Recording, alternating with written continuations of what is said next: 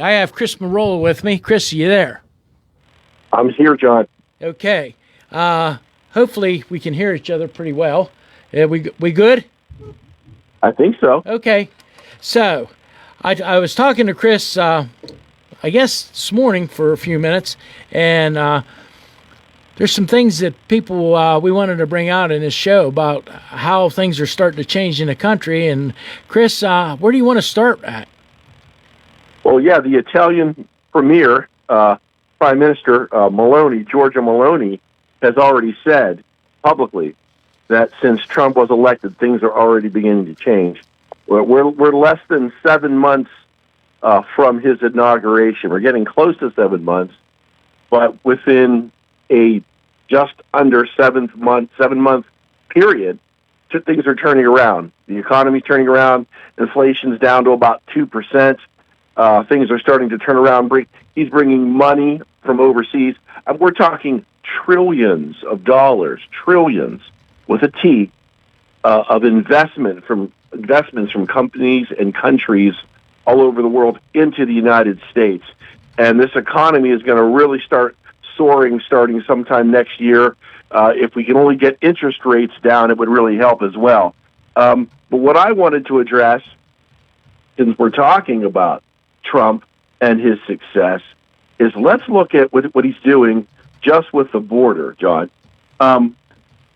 The Trump administration, when you're looking at illegal immigration and border security, the Trump administration has removed 275,000 illegal immigrants from the Social Security, I guess you'd call it, Rolls? recipient list. Yeah, recipient list is another way of saying it. So 275,000 illegal immigrants are no longer receiving illegally Social Security. So do you remember when the Democrats were saying there's no such thing as illegal immigrants receiving Social Security? Do you remember that? I do. Here we have evidence, 275,000. That's more than 250,000.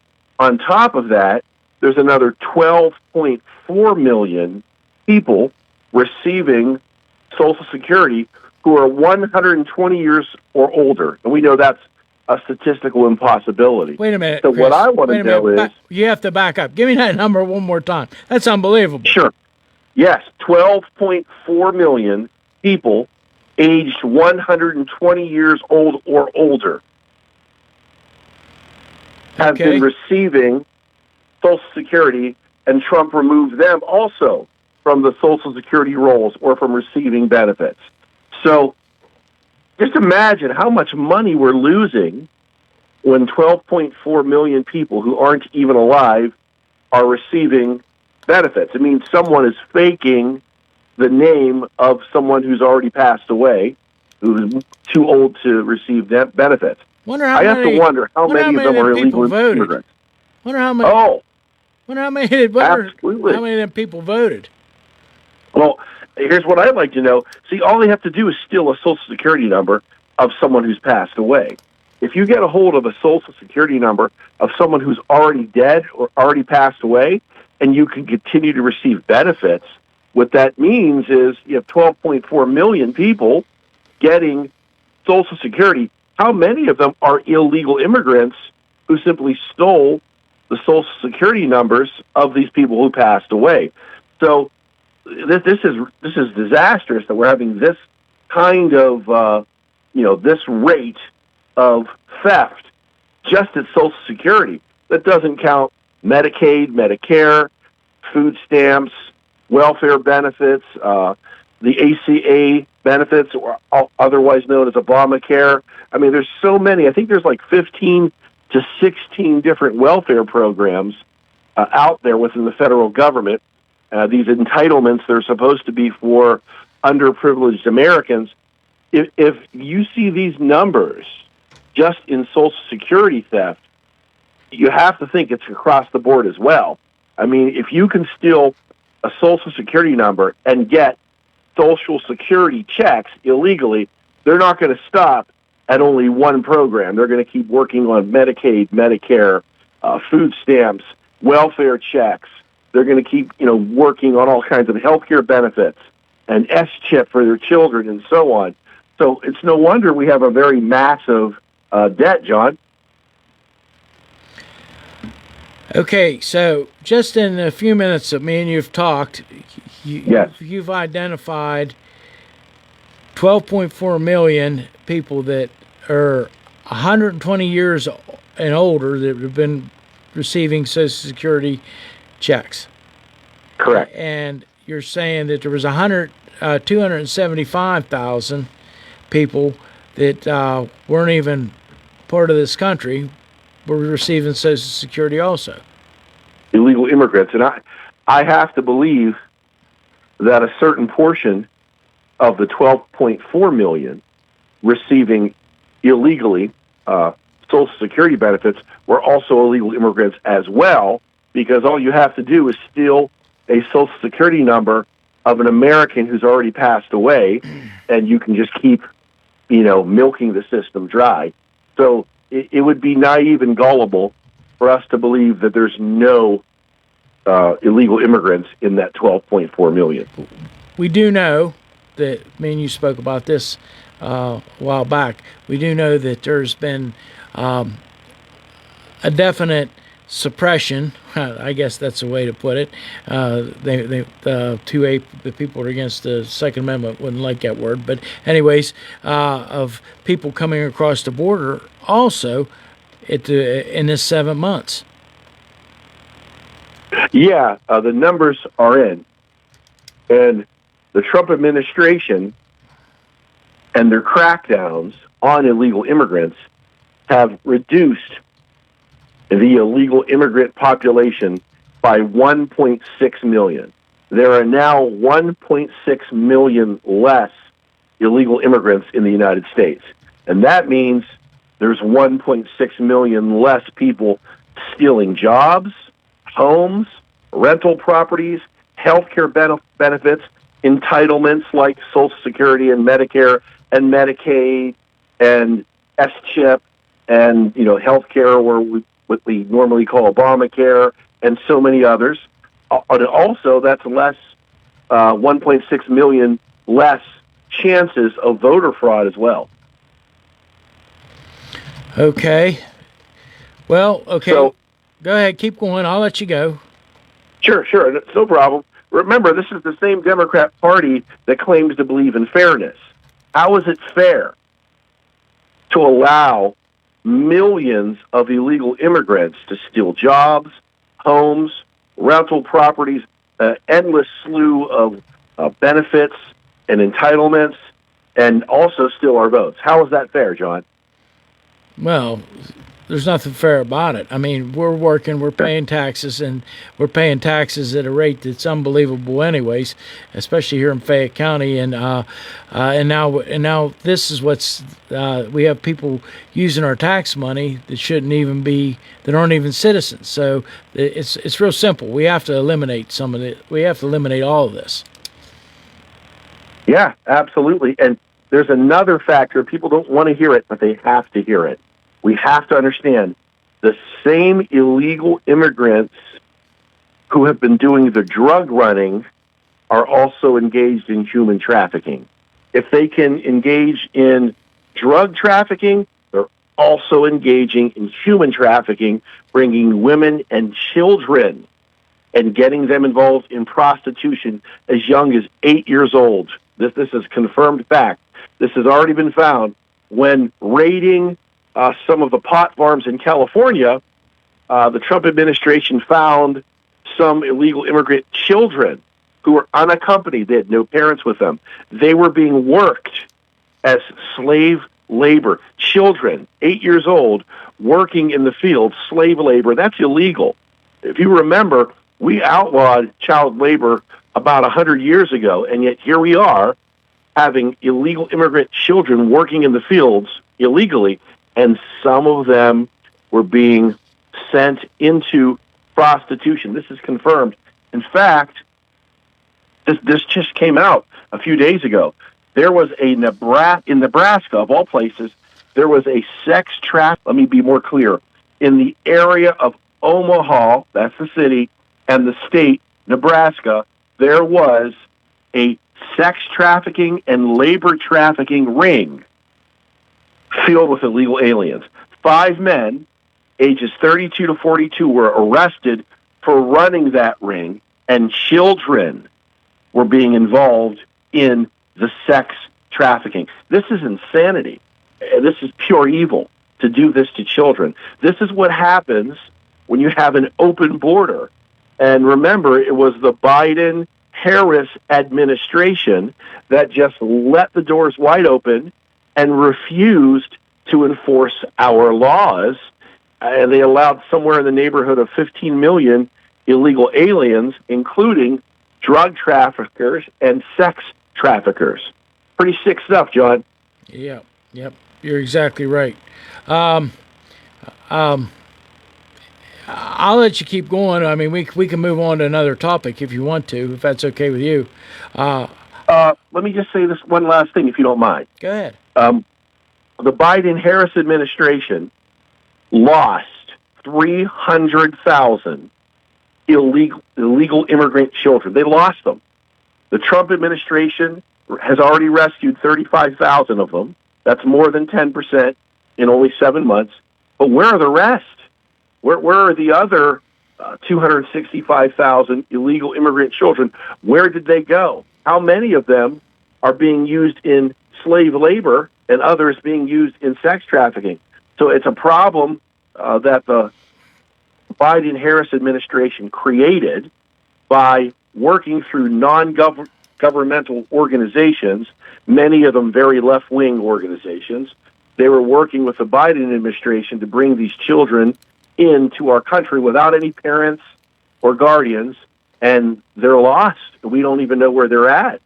And again, some of them have been found working on slave labor camps in the fields, on farms, and others have been sex trafficked. And it was the Biden-Harris administration that lost touch with 300,000 illegal immigrant children. Well,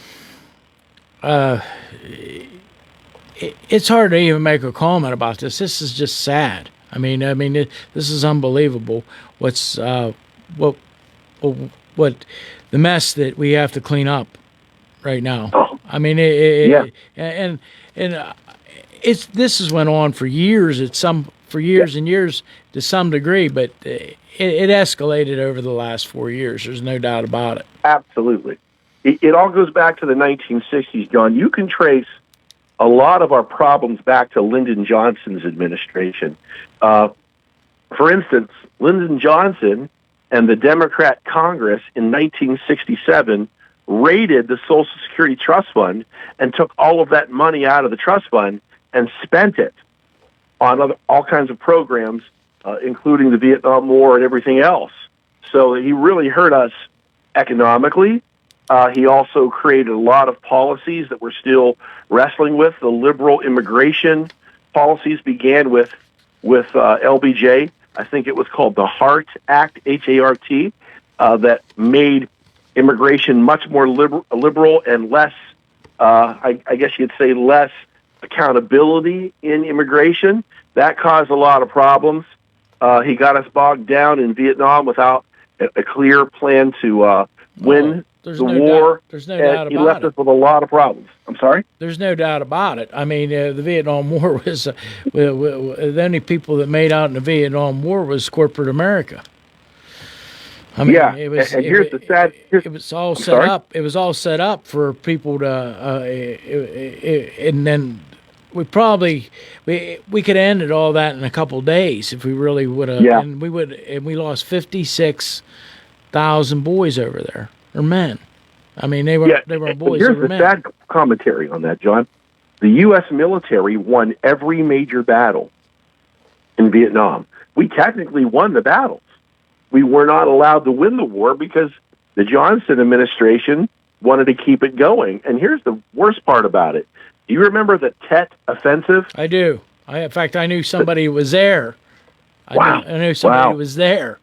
Yeah, go ahead. It was the bloodiest war of the Vietnam conflict. Yeah, it was brutal. And kudos to your friend who was there. God bless him for coming back and enduring all of that tragedy and still, being able to survive it and come home. The Tet Offensive was the worst battle, and it had the most casualties. But the Vietnamese, the communist government, lost twice as many casualties. They saw twice as many casualties lost than the U.S. So we won the battle. We just took a lot of casualties, but the Viet Cong, the communists, they lost twice as many as the U.S. But you know what Walter Cronkite did? He's supposed to be the most trusted man in the news. What a farce. Walter Cronkite went on the news and only reported the casualties of the U.S. He did not report the casualties of the Vietnamese and the communists. So he purposely made it appear that because of the high casualty rate in the Tet Offensive, the U.S. could not win the Vietnam War. And his disingenuous manner of reporting, which left out the whole picture, giving only half the picture, what Cronkite did is he turned the country against the Vietnam War and never told the people in America that even though there were large casualties during the Tet Offensive on the American side, the Viet Cong, the communists, lost twice as many. He never reported that. And so he gave a half-baked report in order to influence the minds and hearts of Americans against the Vietnam War and against our military. Well, we can go there about how President Trump has changed course across the world. I mean, with the way he's presented himself, with what he's been doing. How many wars have actually been like or in a ceasefire state, or in a position now where there's going to be a negotiation since he just took office? I think in 7 months he's stopped 7 wars, and hopefully he's on the verge of stopping his 8th war, the one between Russia and Ukraine. So this man has negotiated the ceasefire and end of at least 7 wars in the world. Congo versus Rwanda was one of them, and others as well. So now we're hoping he can get it done with Ukraine and Russia.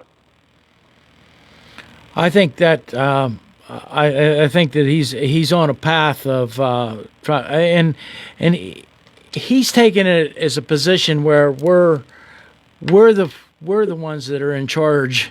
I mean, if you want to play, we're willing to play, but we're going to play by our rules now. We're not going to let you dictate to us what you want to do.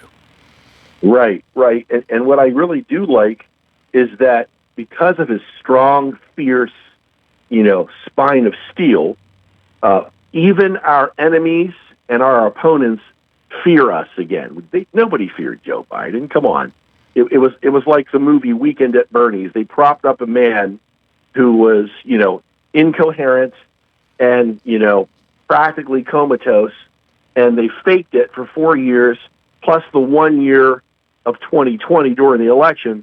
So the Democrats and the media for 5 years lied and made it sound like Joe Biden was competent and he knew what he was doing, and none of it was true. This is a man, Joe Biden, who belonged in a nursing home, not the White House. And they propped him up like that movie Weekend at Bernie's and made it appear like he was competent. And then, of course, when Kamala Harris stepped into onto the stage and tried to run, we saw that she was also not competent. I mean, the famous phrase surrounding Kamala Harris is word salad. I mean, she would constantly jumble her words, and she was also incoherent. You couldn't even understand what she was talking about. So this is what the Democrat Party has done, and now they have egg all over their face. They don't have any leadership, and, as the Bible says, you reap what you sow. Look what's happening in the Democrat-controlled cities. I think just about every single metropolitan city in America is run by Democrats and has been for decades. And now here's what's happening. They're in enormous amount of debt because they use taxpayer money to prop up and coddle illegal immigrants. And so now they have all this debt that they can't pay, so they're raising taxes on the American citizens in those cities to pay down the debt that never needed to be accrued had they not coddled and enabled illegal immigrants. And now these cities are even laying off American citizens who work for those cities, Department of Health and so on. So if you work for one of the metropolitan cities and you're an American and you've played by the rules and you've worked hard, you're getting fired so they can, compensate for the debt that they accrued by giving handouts to illegal immigrants. This is unfair and unjust in so many ways. And I think we have to. We're not only looking at this. Our county's in the same situation. I mean, they've spent money that they didn't have, to buy things that were with legacy costs, and now we're in a position where we have to borrow money or we have to find money all the time in order to keep the county going. I mean, take care of these things. Oh yeah. Yeah, last year they borrowed $15 million to keep to prop the county up, just to keep. We didn't get no more services out of it. We haven't got nothing new out of it, but they borrowed $15 million. They floated a bond in order to keep the county, to keep the lights on, basically. And but it seems like this is. I'm not. It isn't just Fayette County either. I'm hearing it from all over the state. I'm hearing. Sure. I mean, and you're up north of us here, and I know that it's there's problems all over. I mean, it's just not Fayette County. So, but this is the kind of government that people we've let establish, and over years and years and years of, I want to say, apathy from the folks that we just didn't pay attention and we left them get away with it. But one of the things I do want to talk about is the inflation rate right now. I think that's very important. You came on and you said that inflation was down to almost 2%. Did I hear that correctly? Yeah, it's hovering around the 2% number. It might be slightly more than 2%, but not by much. Okay, so we know we're only 7 months into administration. Do you feel like the tariffs have helped this out? Do you or do you think? Okay, go ahead. I'll let you elaborate. Sure. What Trump was doing with the tariffs is he was trying to bring business back to the U.S. because we have been hemorrhaging, the loss of money and business for decades, and it's mostly liberal policies that have pushed people overboard. In fact, you could say it this way, all right? Basically, you got to go back to the 70s to tell us, 60s and 70s, to get to where we're at and how we got to this location, John. I understand what you're saying. Go ahead. I'm sorry? I understand exactly what you're saying. It was in the 70s that got us into this situation. It was actually, it started in 68, I believe.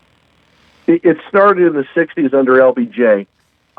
There was one really bad Republican named Nixon. He was not a conservative by any means. He was a liberal, big government Republican, and he hurt us as well. I think it was 1971, Richard Nixon took our dollar off of the gold standard. And the reason that hurt us is it caused massive inflation. Basically, our dollar was pegged to gold prior to 71, which meant we could print no more money than we had in gold reserves, and that controlled inflation. When you took us off the gold standard, now we can print as much money as we want. Nothing's backing it up, but that's what causes inflation. And so all the states, as you've said, and the counties think, hey, it doesn't matter how much money we spend, we'll just keep printing more money. But that makes the dollar and its value less. So, yeah, you can keep printing more money like the congressman from New York, AOC, said, let's just print more money. Every time you do, the value of that dollar shrinks. And so it's going to cost a lot more money to buy the same product because the dollar's not worth as much. So it started with Nixon, took off with Jimmy Carter. If you remember, Jimmy Carter wrecked the entire economy. Everything he touched in 4 years was destructive. Well, very terrible president. Would you not agree? Yeah, you're exactly right. He was a really good guy, but a terrible president. One of the things that I remember about Jimmy Carter being in office was that inflation was like at 18%. He was in the 20% range as well. Okay. Because same range you could buy as under Biden. You could get money. You could get money in a CD, and you could get it an interest rate of 15-16% at that time. Which would be great for investing, but terrible for buying a house or a car. Yeah, exactly. Or student loans. So yeah, it was through the roof, and Reagan got the inflation down. It was Milton Friedman, who was the Nobel Prize winning economist, who said inflation is too much money chasing too few goods. So if you print too much, but you don't manufacture enough, you've got inflation. So now this ties together with what Trump is trying to do. He's using the tariffs to encourage companies to come back to the U.S. and bring that money, trillions of dollars, that have left the United States because of liberal, high tax, high regulation policies. So he's betting on the tariffs, telling these companies, look, I don't want to pay this high tax tariff for not making my product in the U.S. If I bring my company back to the U.S. and I manufacture it here in the U.S., I won't pay the tariff. And the reason that brings down inflation is, again, back to Milton Friedman, if you print too much money and don't manufacture enough of your goods, that's inflation. So the way to bring down inflation is to print less money and manufacture more of your own goods. So the tariffs that Trump is implementing are designed to take a stab at these corporations that have moved overseas and say, come back to our country, make your products here, and you won't have to pay the tariff. Okay. One thing I was reading that I didn't realize this happened, and you're gonna Sarah Huckabee. It's Sarah Huckabee Sanders, of course, is the governor of Arkansas. I didn't know this, but I guess at the end of 23 or somewhere in there, she started taking land back in Arkansas that was owned by the Chinese Communist Party. And I didn't realize that. I got to read some more about this. I didn't know if you knew anything about that or not. I was going to ask you. I had not heard that about Sarah Huckabee Sanders. However, under Biden, of course, China was able to do whatever they want, carte blanche. I mean, remember they sent balloons, spy balloons, over our country, and nothing was done about it. And, you know, who knows what kinds of pictures they were taking. Those spy balloons went over our military bases and everything. And Biden did nothing. Well, Biden was out to lunch mentally, so that's why he did nothing. But the people who were pulling the strings of Joe Biden, they did nothing. So who knows what kind of military secrets and corporate secrets were stolen by China through that spy balloon. There's several of them, in fact. So this is what we're up against. We're being sold off piece by piece to China and other countries, primarily by the Democrat Party. And so basically, Trump is putting an end to that. He's restoring American greatness. It reminds me a lot of Reagan. When Ronald Reagan took office, he got inflation down. He restored manufacturing within the U.S., and the economy actually grew every single quarter for 8 years in a row. From 83 to 91, it grew every single quarter. It was the largest economic recovery since the end of World War II. And what caused it to take a little bit of a dip and not continue to grow was when George H. Bush was president. In order to get support for the Gulf War in 91, he cut a deal with the Democrat Congress to raise taxes, and that dropped the economy for about a year. It did finally come back around Labor Day of 92, But of course, Clinton and Gore were running for president, and the media weren't going to tell you that the economy had come back. So they just kept making it appear as if the economy was terrible.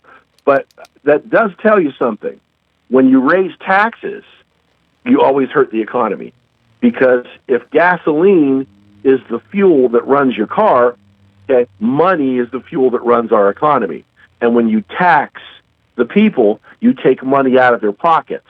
And so there's less fuel running the economy. It's economy. It's economics 101. It's very simple. So let's look at what happened in the first 2 years of the Clinton and Gore administration. They were brutal. First, they promised a middle-class tax cut, and they gave us a middle-class tax increase. Total lie there. Then they tried to pass a tax on every unit of energy, a BTU tax. I remember it was that. So unpopular, even the Democrats in Congress couldn't pass it. They tried Hillary Care, which was the forerunner to Obamacare. They tried the taking over of the healthcare system by the government. The first 2 years of Clinton and Gore were terrible, and the result was the Republicans in 1994 won 54 seats in the Congress, and for the first time in 40 years, the U.S. House was under Republican control. So the Democrats do not have a good record on the economy. You have to go all the way back to JFK to find a Democrat who had a strong economic, record. And back to something else. I believe that I believe we wouldn't have ended up in Vietnam the way we were with JFK either. I really believe. There's no doubt about it. Our country would be a different country today if we had JFK. If JFK had continued and run for another term, he was not going to get us bogged down in Vietnam, even though our military performed well and won every major battle, but was not allowed to win the war thanks to LBJ's administration.